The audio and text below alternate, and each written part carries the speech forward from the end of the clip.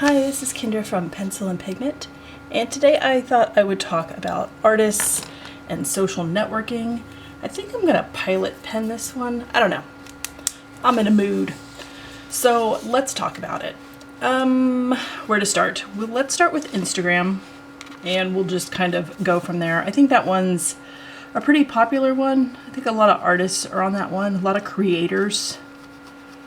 I use that term because creator can really apply to anything, not just making art, whether you think paintings or whatever, but folks that create clothing, folks that create an idea, a brand, folks that are creating themselves and sort of, maybe not necessarily influencers, but they're creating something.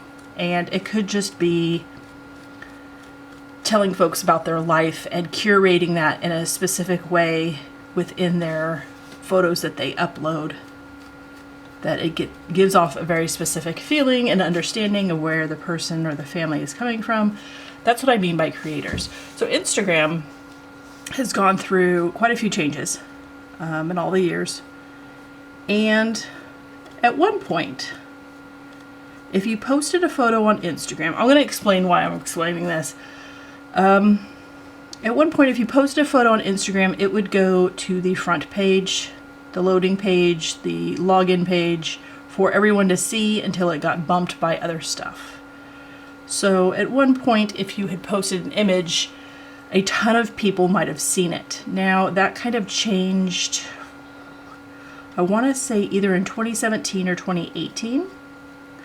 And then at some point, I don't know what year, Facebook bought Instagram and that changed it too. So where Instagram stands now is you can post something, and if you don't keep consistent with the time of day you post or the hashtags you post, people who follow you might not even see it on their feed. And that can be really discouraging if you're trying to get a feel for something. If you are creating and you want to see what people like, if you're working towards a project and you kind of want to use it as a litmus test, maybe just to sort of see what is resonating with people, what color scheme maybe they like more. That's a very specific example, but there are ways you can ask your audience different things. It can be very, very difficult to get accuracy just because of the algorithm that Instagram is. Now, when I think of Instagram, I used to think of it in a very specific way, and I've changed that a bit. I kind of see Instagram, am I not zoomed in enough? Let's zoom in. It really does kind of help if you see what I'm drawing a little bit. So I used to think of Instagram as this place where you can get seen and get known and kind of get your stuff out there to people. I don't really think of it that way anymore because it is so difficult. It is such a saturated platform. There are tons of creators. I see it as like a cyclone, a hurricane. I see it as all these drops of water, and every drop of water is a different creator, and Instagram is made of creators. Creators keep that platform afloat. Artists do. People trying to get out there into the world. It can be very, very difficult. What I'm getting at with this conversation is that Instagram is not an indicator of the quality of work you put out. It is not an indicator of what people like. It is not a good indicator of you as an artist. You may work on something for 40 hours and put it up there and 3 people will like it. And then you may work on something for 20 minutes. It's slapdash, it's a sketch, and like 50 people like it. It's not an indication of the quality of work you put out. And that's really, really unfortunate because I think people fail to remind themselves of that fact. It doesn't mean you're a bad creator. It means you're one drop of millions, and it is hard to get seen. It is hard to get heard when everybody is moving together. And sort of how Instagram is set up, It can be really frustrating, and I've seen it tank the progress and mental health of artists, and they feel discouraged, and they feel not seen, and they feel like they're doing it wrong, and they don't understand why their stuff isn't getting more traction. I don't see Instagram that way, and I encourage you not to look at it that way either. Instagram kind of is not for traction. It's for exploration. It's for ideas. I use mine as sort of a daily diary of posts to just upload what I've created that day, so I have it in chronological order. When I go back through sketchbooks and I'm trying to remember what day I created what, or what exactly I had created, if I didn't write down what specific thing it was I drew, I can go back through and I have it digitally saved. That is how I use Instagram. I do not know how to build a brand off of that social networking thing unless you go into something very, very specific. Now, there are ways to get more attention. If you are trying to get artistic attention and you want people to look at your art and you want to be seen and you want to be heard, there are some specific things you can do. You can do fan art. Figure out what the most popular TV shows are. What's going on in your area, in your neighborhood, in the community. Sometimes different companies post what's really popular. Netflix, I think, just posted some of their more popular TV shows, creating fan art of those actors or scenes or whatever your end goal is. If you want to go into animation or creating movies or whatever, if you want to get the attention of folks in some of these very specific, highly sought after areas, then you have to curtail your art towards that. Now, if you're not interested in that type of art and you like making your own thing, your audience will find you. It's just going to take a while, and they may never find you. Again, one drop amongst millions is really, really hard to parse out. And I've seen such beautiful art get like 5-10 likes. It is not an indication of the quality of the art you create or the subject matter. It has nothing to do with that. It is just information overload at this point on that platform. And folks scroll through. It is set up sort of like a slot machine. And you just have to realize that that's not where you go to get attention. Now, depending on what you're trying to build, what you're trying to create, you kind of have to reverse engineer it. So figure out where you want to be. If you want to show art in a museum, look at the kinds of arts and artists that they have in that museum. Consider getting, some sort of agent, like an illustration agent, something like this, and then figure out what it takes to get your art in certain museums. You may have to start with galleries. You may have to get your name out there. Being on Instagram can help you have a presence, but it doesn't necessarily... It's starting just from Instagram is really, really hard because people can't get to know you. Doing things like YouTube can help folks get to know you a little bit. Putting your stuff out in the real world can really, really help. But as far as like going on Instagram and getting discovered and blowing up, that is such a really rare thing. And I think it comes with like unrealistic expectations that that's just going to happen to everybody, and it just doesn't. People work a really, really long time to sort of get where they're at. And by the time a large audience does discover them, they've been doing it for quite a while. Think about the things you enjoy and start going back to those roots and do the things that you love. And odds are good there's going to be at least a couple people out there in the world that love that stuff too. I don't want you to stop creating because it feels discouraging, because it feels like no one's looking, no one's watching, no one cares. I don't want that to tank your mental health. I don't want that to tank your artistic progress. We have to change the way we look at social networking when it comes to being an artist, when it comes to being a creator. We're not in competition with each other. We're not creating the same things. We don't have the same goals. We're not coming from the same place. It's just really, really difficult. And I love seeing folks support each other and stand by each other, but it's few and far between.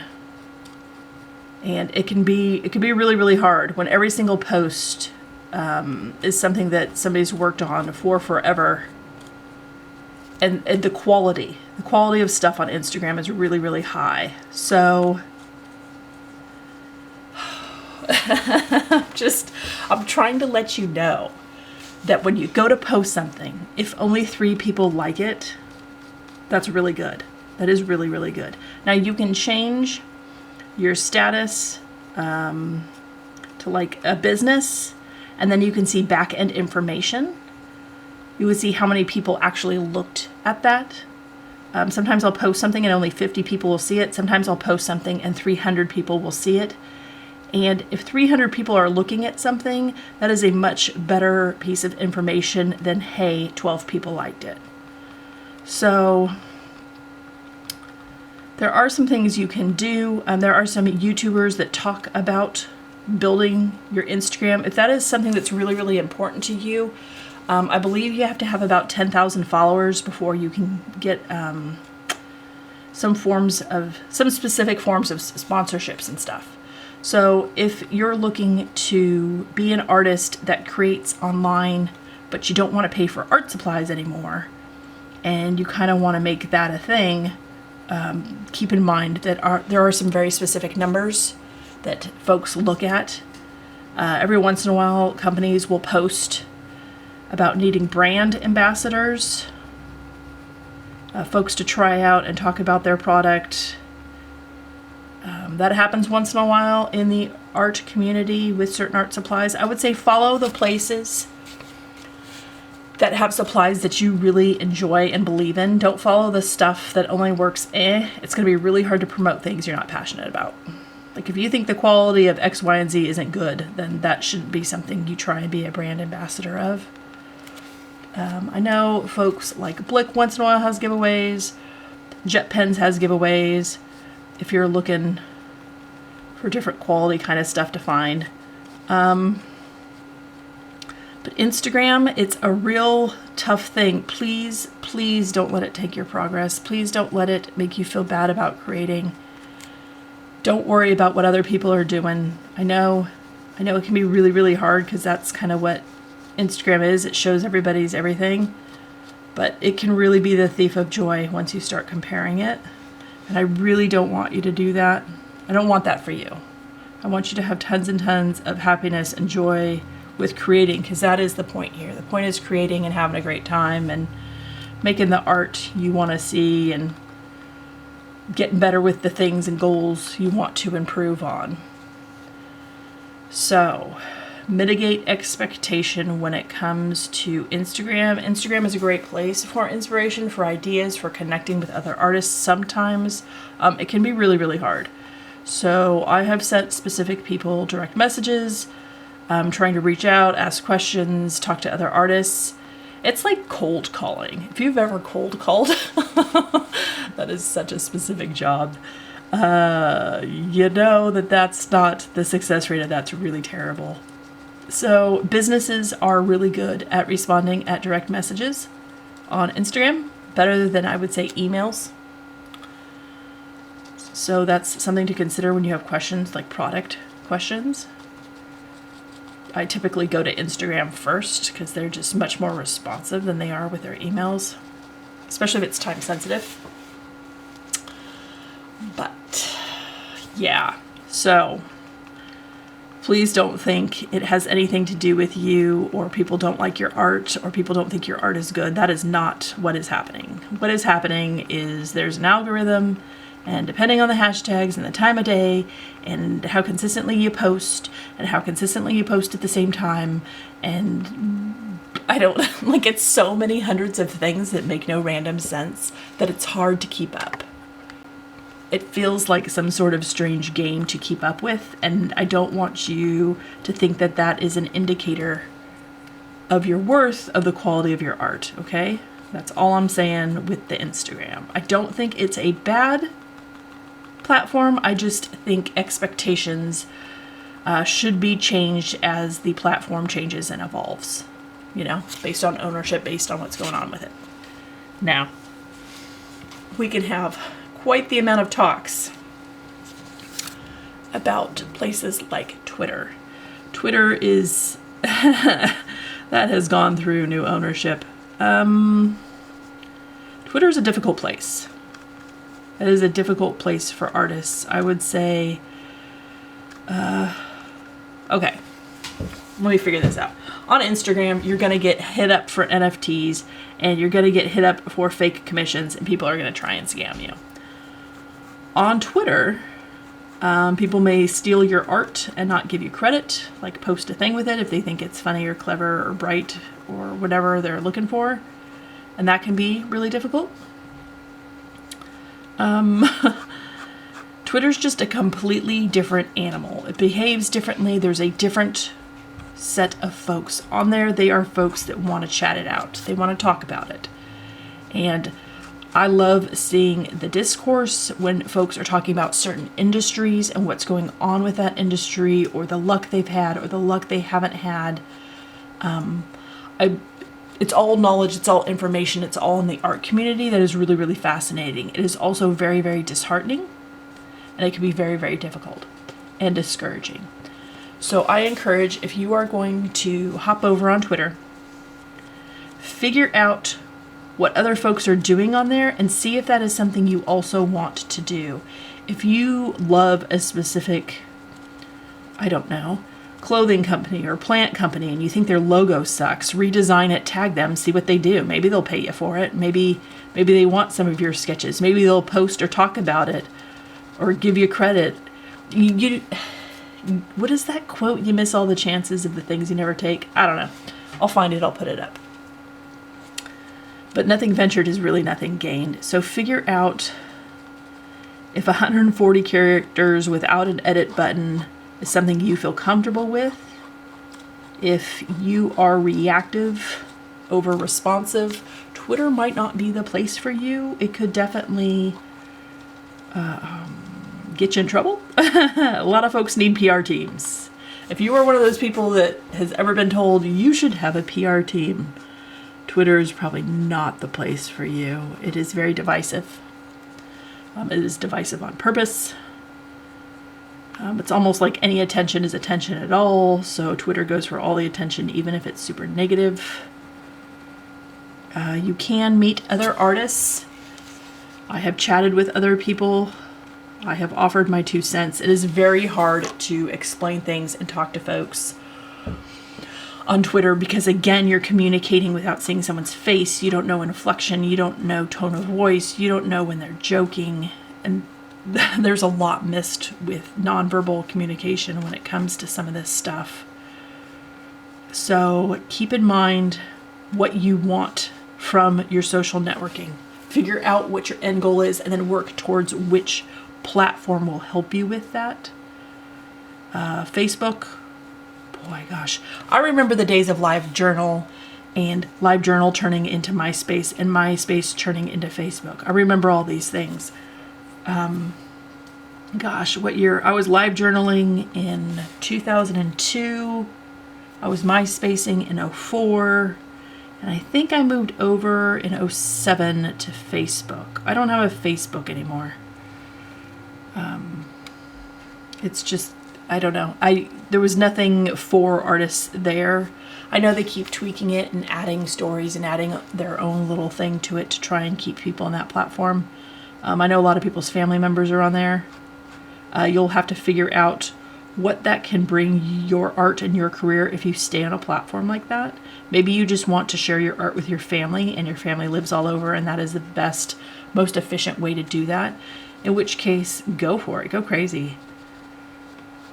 But just keep in mind what you want from some of this stuff. And if what you want isn't what those needs aren't being met, consider other platforms or consider going off the platform. If every time you're on you get frustrated, if every time you're on you're not happy, that is not the platform for you and your art.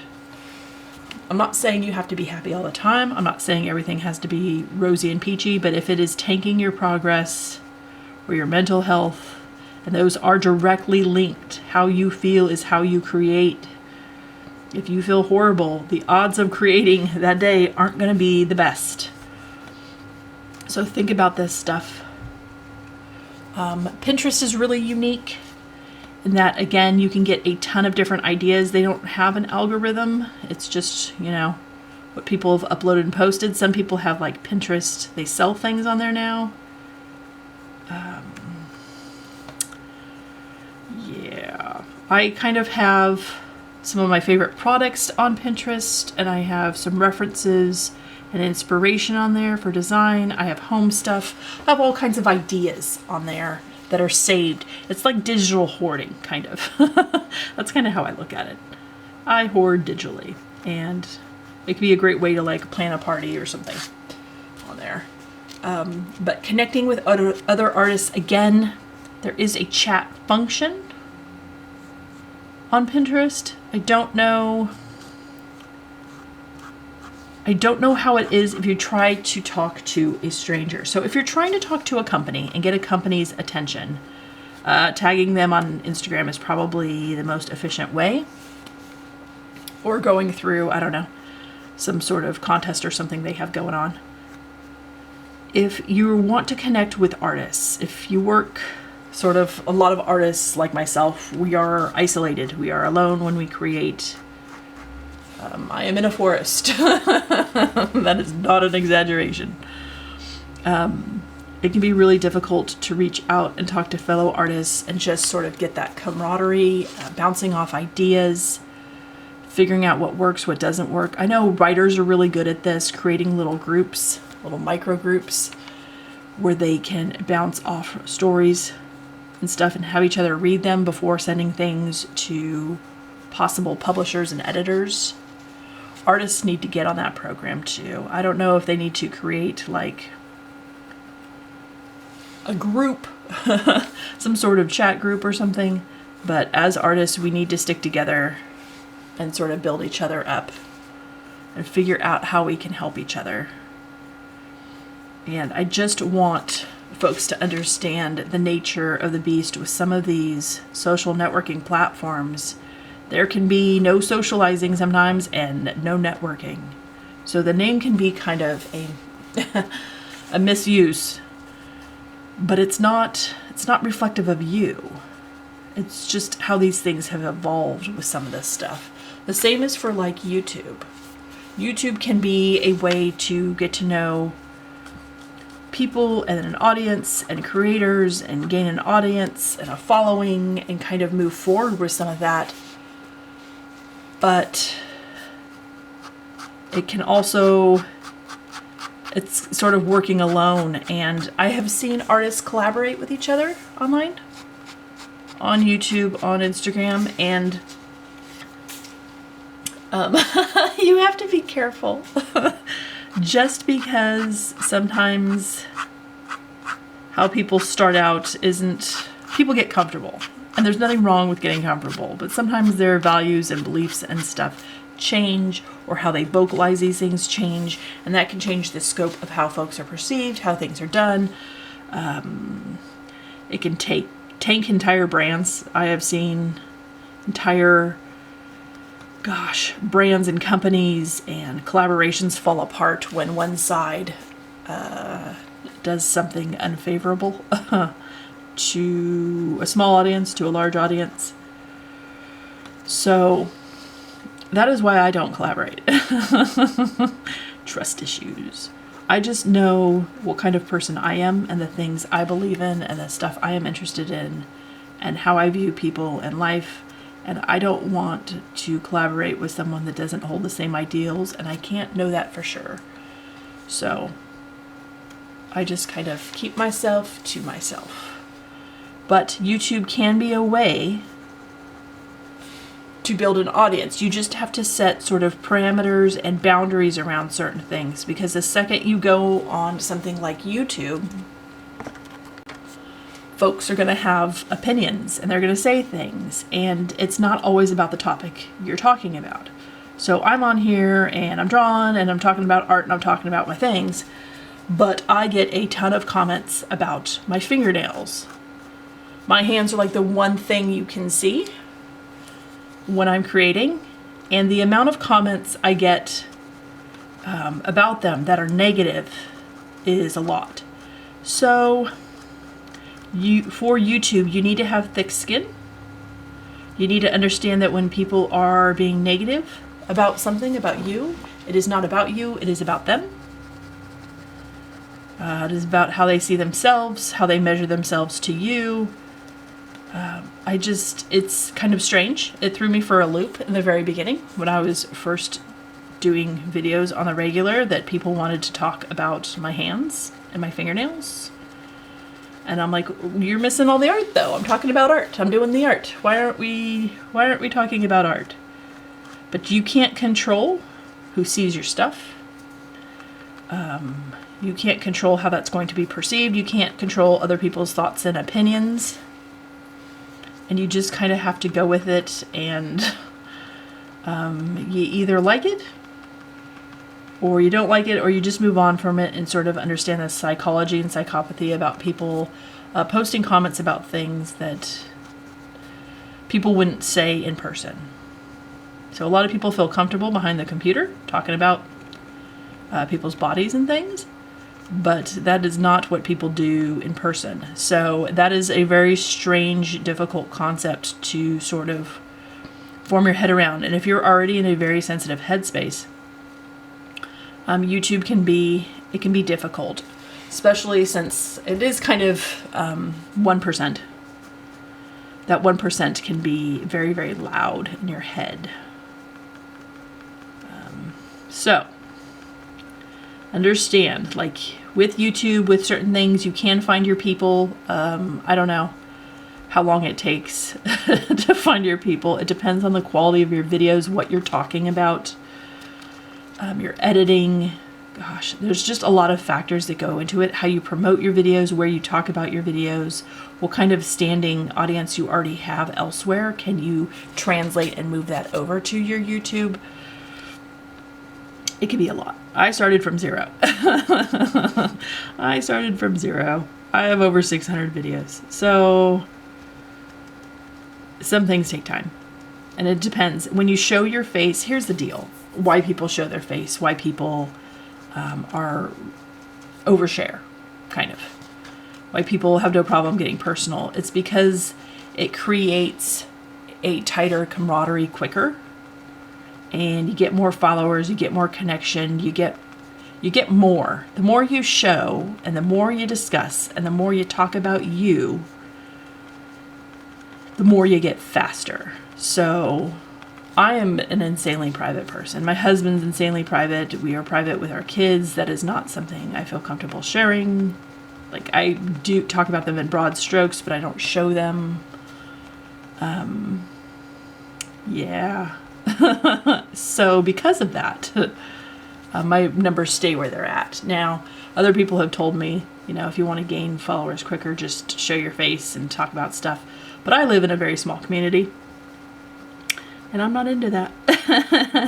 I know the comments I've received about my fingernails. We don't need to go there. It's fine. It is what it is. It's fine. But just knowing some of these things and listening to other artists and other videos and other creators talk about, like, if you specifically look up how to get more followers on blank, there will be videos about it. And some of the things people do may not be things you are comfortable with. And as a result, your numbers, your followers, whatever goal you're trying to achieve is going to be reflective of that. And as long as you understand that, then you have a better understanding and a better grip than most people on these platforms. It can be really, really difficult. I mean, there's new platforms starting all the time. Oh gosh. I mean, I'm trying to think of all the things I'm on. I'm on Goodreads. I'm on this. I'm on that. There are so many other things, like 500 Pics, Redbubble, Society 6. Like, you can find me a lot of places if you start looking. I'm on Amazon. But You have to figure out where you want to put your time and what is the best use of your time. And once you figure out what the best use of your time is, you have to then figure out, how does this help me achieve the goals I want to achieve? So if you really want to get into publications and things like that, going on Goodreads, create an account. I think there is like a blog function. You can reach out to folks that follow you, that read your books. If you're an illustrator, you know, LinkedIn even has sort of, I think, like a blogging function. If you want to get to know people through LinkedIn and connections in different businesses. If your end goal is to work for a specific company, whether that be like, I don't know, Pixar or some publisher or something, reverse engineer. Look at the people that already follow them. Look at the people that are already working there. Figure out some of the stuff they're doing and see if you can apply your stuff the same way. It's like curtailing your portfolio around your dream job. You want to curtail and create your social networking stuff around your dream job too. You want to keep going with that. And it all sort of plays a part. And certain companies hyper-focus more on that than others. Some don't care at all. Some realize that this is the age, this is the generation, this is how we do it. You will have to figure out where you're going and what you want that to look like. I just don't want you to be discouraged and think that the numbers are indicative of your worth and your quality and your art, because they just don't reflect that honestly. And sometimes it has nothing to do with even the subject matter. And you think, well, this worked really well in the past, posting and drawing things like this, and now it's not getting the traction. It could have nothing to do with you.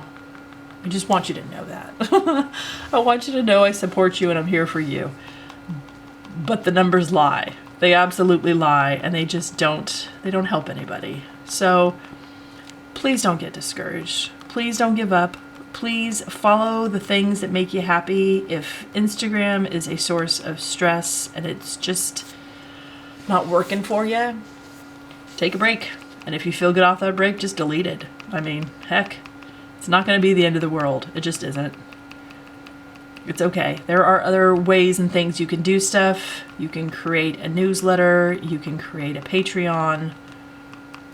Figure out how to find your people, and maybe you go locally, and then from locally, those people follow you online. Or you go through your friend group or your family group and pull it out that way. I hope this video helps. I really, really do. I hope you have an absolutely wonderful day, and I will talk to you later. Bye.